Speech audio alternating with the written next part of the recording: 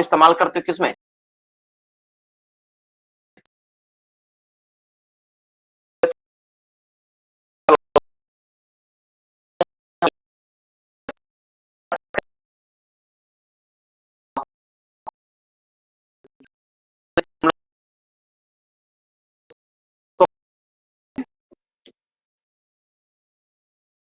Shift बोलते हैं, SHIFT।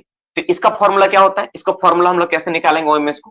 तो ओएमएस निकालने के लिए सिंपल फॉर्मूला क्या होता है? Total coal production by total manpower. क्या होता है भाई? कल हम लोग लिखे भी थे, टोटल कोल प्रोडक्शन, ठीक है, production by total main power, total main power. देखो इसमें ना अलग अलग होता है, जैसे सरफेस का होता है ओएमएस, अंडरग्राउंड का ओएमएस होता है। तो सरफेस में सरफेस का वर्कर को इंक्लूड करना पड़ेगा, अंडरग्राउंड जब निकालोगे तो अंडरग्राउंड वर्कर को इंक्लूड करना पड़ेगा, ठीक है ना, ये वाला। तो पहला तो ये बहुत इंपॉर्टेंट है। अच्छा एक बात और, देखो घबराना मत, हम जो कर रहे हैं ना बहुत सोच समझ के कर रहे हैं, क्योंकि हमको पूरा पता है कि फॉर्मूला वाला ज्यादा इंपॉर्टेंट है। बोलो कैसे सर इंपॉर्टेंट है? तो नोटिस वाला ना तुम लोग कभी ना कभी पढ़ा है, 4A कब जाता है, 4B कब जाता है, किसको नहीं पता है? 4 एक्सीडेंट होने पे देते हैं हम लोग, कितना दिन पहले देते हैं? तो इतना दिन पहले देते हैं, विद इन 24 आवर देना होता है। 4B हम लोग 7 दिन में देते हैं, 4C उसका ज्वाइनिंग के 15 दिन बाद देते हैं। तो सब तो पता है। तो नोटिस वाला पार्ट ना लगभग क्लियर और जानते हो। हाँ सिर्फ क्लोज अबंडेंट वाला पार्ट नहीं पता, तो हम वो वाला आज करवा देंगे, वो वाला पार्ट तुम्हारा हो जाएगा। बाद बाकी तुम लोग सबको पता है कि कौन सा नोटिस कब भेजना होता है। हम लोग अभी क्या करेंगे, हम लोग अभी पहले फॉर्मूला लिखते हैं, क्योंकि फॉर्मूला से सवाल कभी भी रहेगा ना कॉन्फिडेंस लूज कर जाओगे, नहीं बना पाओगे, ठीक है। और इसमें फिक्स है। फिर है नेक्स्ट ग्राम्स रेशियो, नेक्स्ट लिखो। अच्छा एक काम करते हैं हम लोग, पहले लिखो कोल प्रोडक्शन। कोल प्रोडक्शन का फिर फॉर्मूला क्या होगा?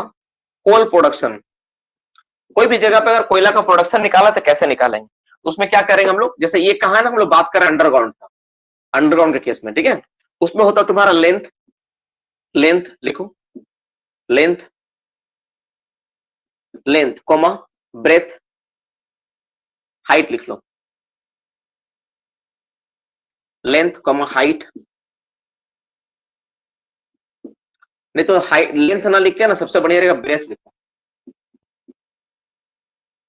ब्रेथ हाइट, ठीक है, कॉमा पुल और स्पेसिफिक ग्रेविटी। कोयला को जो स्पेसिफिक ग्रेविटी है, ये चारों को मल्टीप्लाई करोगे तो तुम्हारा क्या निकल गया? तुम्हारा कोल प्रोडक्शन निकल कर आएगा कि इतना कोल मेरा प्रोडक्शन हुआ, इतना टन कोयला मेरा निकला है, ठीक है। ये होता है। नेक्स्ट होता है पाउडर फैक्टर। कल कोई बच्चा एक मैसेज किया था, कल या परसों मुझे, कि सर पाउडर फैक्टर क्या होता है, फिल फैक्टर क्या होता है, स्वेल फैक्टर क्या होता है? इस सब के बारे में तुम लोग से अक्सर पूछा जाता है ना।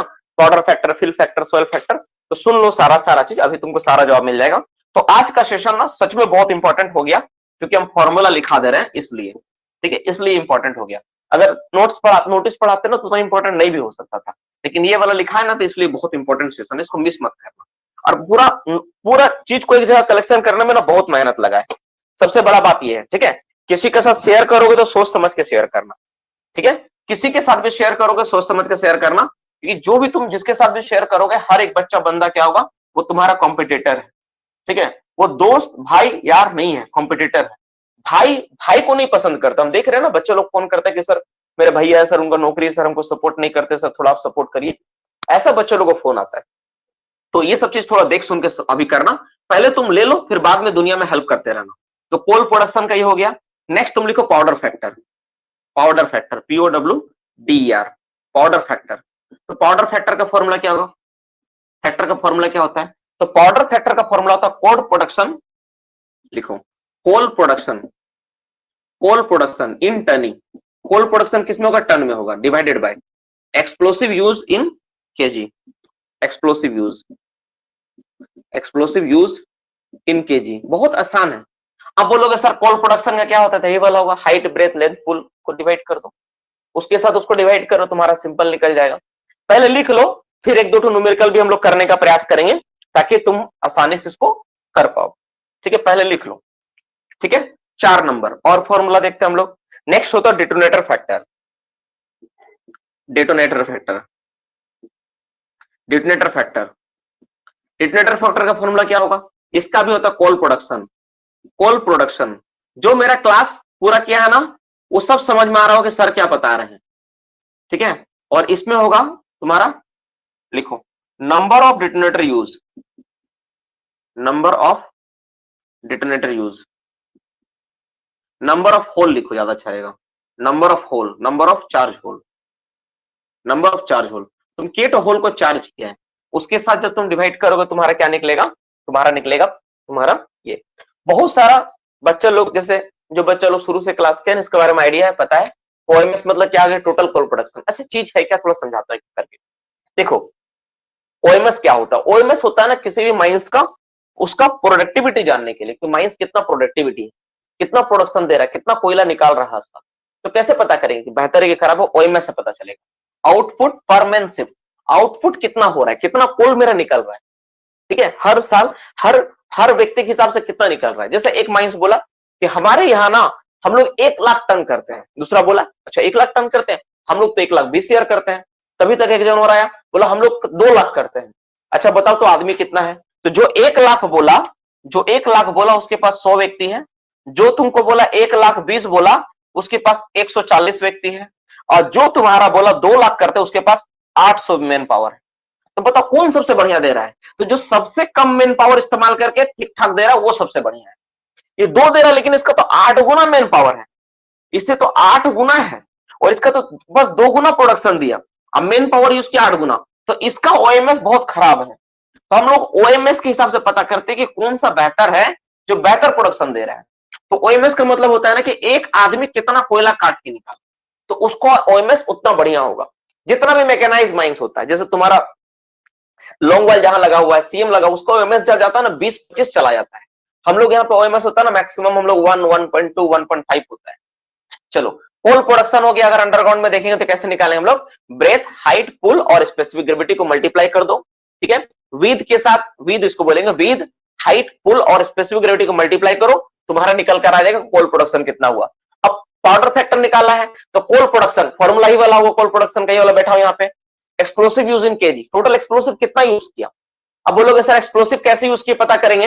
देखो पर होल ना चार्ज दिया रहेगा, मतलब एक होल में तुम कितना इस्तेमाल कर सकते हो। तो मान लो अगर blasting of solid, blasting of solid इस्तेमाल करते हो तो 565 ग्राम होता है डिग्री 2 एंड डिग्री 3 में, है कि नहीं, और डिग्री अगर 1 होगा तो 1000 ग्राम इस्तेमाल कर सकते हो। अब 16 को अगर होल है मान लो तो 16 से मल्टीप्लाई कर दो, इसको इससे 16 से मल्टीप्लाई कर दो, तुम्हारा निकल जाएगा टोटल एक्सप्लोसिव कितना यूज किया केजी में। उसी तरह अगर तुमको डिटोनेटर फैक्टर निकालना है तो कोल प्रोडक्शन निकाल लो इससे, और तुम्हारा टोटल कितना होल था। तो अगर 10 गो होल ब्लास्ट किए तो 10 गो होल लिखो, अगर तुम 15 होल ब्लास्ट किए तो नीचे 15 होल लिखो, डिवाइड करो, तुम्हारा निकल जाएगा। एक एक चीज पे ना न्यूमेरिकल करवा पाना ना टाइम के अभाव में पॉसिबल नहीं है, सच में पॉसिबल नहीं है। हम लोग कल देखेंगे कि कल अगर पॉसिबल मिला या टाइम मिला, मान लो पढ़ाते पढ़ाते लगा कि हाँ भाई टाइम है इसको करवा सकते हैं हम लोग, तो हम लोग कोशिश करेंगे कि अगर न्यूमेरिकल कम से कम करवाया जाए। लेकिन हमको नहीं लग रहा कि समय है अब उतना कि तुम्हारा न्यूमेरिकल को प्रैक्टिस करवाया जाए, कि नहीं समय है, सच में टाइम नहीं है, ईमानदारी से बता रहा हूं टाइम नहीं है, क्योंकि बहुत कुछ है, तुमको ही पता है, हमको ही पता है कि बहुत कुछ है जो पढ़ना है, करना है, ठीक है, और ठीक है करना है मतलब करना है, ठीक है। चलो अगर होगा टाइम मिलेगा तो करेंगे, कोई दिक्कत नहीं है। तो ये वाला हो गया। इसके बाद हम लोग देखेंगे नेक्स्ट तुम्हारा, हम लोग देखेंगे क्या, हम लोग देखेंगे ग्राम्स रेशियो। 5वां नंबर पॉइंट क्या है, ग्राम्स रेशियो। देखो GHARRAMS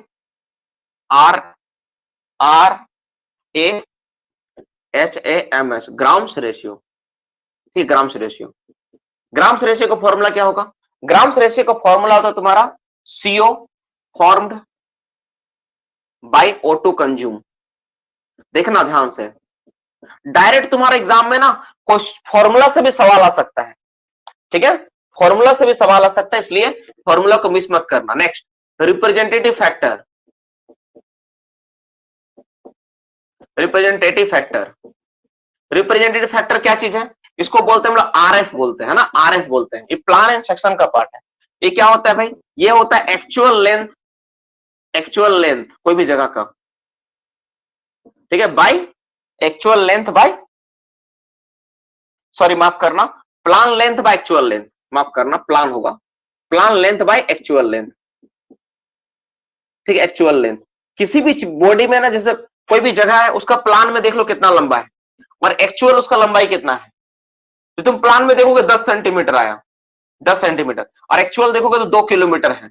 तो इसका रेशियो जब निकालोगे ना तो वही होगा RF। प्लान लेंथ के साथ जो एक्चुअल लेंथ को जो रेशियो निकाल दोगे तो तुम्हारा क्या कहलाएगा, वो रिप्रेजेंटेटिव फैक्टर RF कहलाता है, ठीक है। ये होता है। नेक्स्ट 7वां नंबर पॉइंट पे बात करते हैं, ठीक है। देखो नेक्स्ट तुम्हारा है आरक्यूडी। आरक्यूडी इसको क्या बोलते हैं हम लोग? इसको बोलते हैं रॉक क्वालिटी डेजिग्नेशन। इसका फॉर्मूला क्या होता है? इसका फॉर्मूला होता है, देखो, sum of core sample of 10 centimetre और मोर, ऑफ 10 सेंटीमीटर और more, divided by total core length, ये बहुत इंपॉर्टेंट है, इंटू 100। ये सवाल बहुत इंपॉर्टेंट है बाबू। ये जो है ना सब ऑफ कोर सैंपल, ठीक है, इसको वेरी वेरी इंपॉर्टेंट टिक मारो। इसको हम लोग थोड़ा सा एक सवाल लेंगे हम लोग आने वाला क्लास में। इसमें देखो, इसमें क्या करते हैं हम लोग, 10 सेंटीमीटर का जो सैंपल का साइज उसको हम लोग लेते हैं, उसको सबको जोड़ देते हैं। जैसे मान लो तुम क्या किया ना, तुमको बोले एक तो कोरिंग करो। कोरिंग क्या होता है पता ना? जहाँ पे हम लोग क्या करते हैं, ऊपर से बोर होल करके हम लोग कोर सैंपल को निकालते हैं। तुम लोग देखा होगा इस तरह कोरिंग पीस वगैरह। हम डायग्राम इस बार क्लास में सब करवाए न्यूमेरिकल, है ना, सब क्लास में न्यूमेरिकल हुआ है। तो कोर का सैंपल जो होता है 10 सेंटीमीटर उससे ज्यादा जो साइज का होता है, सबको हम लोग कंसिडर करके जोड़ देंगे ऊपर में। और जो टोटल लंबाई था ना होल का, उसका लंबाई ले लेंगे नीचे। उन दोनों का काट छाट के आंसर लाएंगे, जो निकलेगा वही होगा उसका आरक्यूडी। क्या होगा उसका? आरक्यूडी कहलाएगा। ठीक है, नेक्स्ट लिखो, नेक्स्ट लिखो, आरक्यूडी हो गया। नेक्स्ट लिखो तुम्हारा आरक्यूडी, लिखे ना। इसके बाद तुम लिखो, अरे यार इधर उधर कुछ लिखा गया यार। अच्छा ठीक है, वेंटिलेशन वाला एक जगह कर देंगे, सब ज्यादा अच्छा रहेगा। ठीक है, अब एक तुम्हारा हो रहा है यहाँ पे 8 नंबर, उसको बोलते हैं हम लोग स्ट्रिपिंग रेशियो। ये भी बहुत इंपॉर्टेंट है, स्ट्रिपिंग रेशियो। स्ट्रिपिंग रेशियो कुछ दिन पहले बच्चा पूछ भी रहा था सर स्ट्रिपिंग रेशियो क्या? देखो देख लो ध्यान से, स्ट्रिपिंग रेशियो क्या होता है? इसका मतलब होता है क्या? इसका मतलब क्या, ध्यान देखना। इसका मतलब होता है कोल प्रोडक्शन, ओबी पहले होगा, ओबी, हाँ सही है, OB remove in metre cube. कितना मीटर की तुम ओबी रिमूव किया, divided by coal production in tonne. इन दोनों को जो रेशियो होगा ना, उसी को हम लोग क्या बोलेंगे? उसी को हम लोग क्या बोलते हैं? उसी को बोलते हैं हम लोग क्या बोलते हैं? Striping ratio. इसका यूनिट क्या होगा? मीटर क्यूब पर टन। बाकी सबका यूनिट भी उसी तरह है, बाकी का यूनिट नहीं, जैसे रेशियो सबका यूनिट नहीं होगा। इसका यूनिट होगा क्या होगा? मीटर क्यूब पर टन हिसाब से हम लोग निकालते हैं स्ट्रिपिंग रेशियो।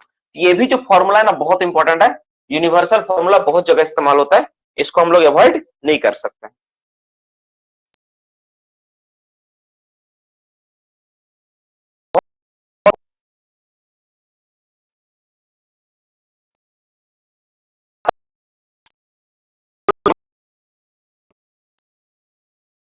ठीक है, एट फेज